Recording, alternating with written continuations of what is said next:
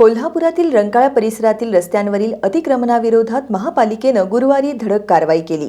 महानगरपालिकेच्या विभागीय कार्यालय क्रमांक 1 आणि 2 तसंच अतिक्रमण निर्मूलन पथकाच्या संयुक्त कारवाईत वाहतुकीला अडथळा ठरणाऱ्या 250हून अधिक अनधिकृत हातगाड्या हटवण्यात आल्या।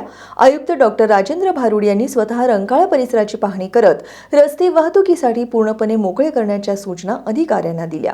रंकाळा परिसरातील मुख्य रस्त्यांवर वाहतुकीला अडथळा ठरणाऱ्या अनधिकृत हातगाड्यांविरोधात महापालिकेनं गुरुवारी सायंकाळी कारवाई सुरू केली।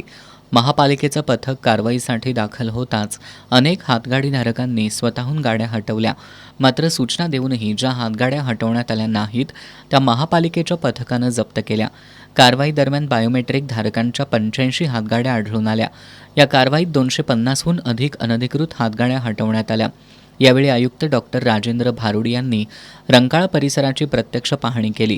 रस्त्यांवरील सर्व अडथळे तातडीनं दूर करून रहदारीसाठी रस्ते पूर्णपणे मोकळे करण्याच्या आणि पार्किंग व्यवस्था सुरळीत करण्यासाठी पट्टे मारण्याच्या सूचनाही आयुक्तांनी दिल्या।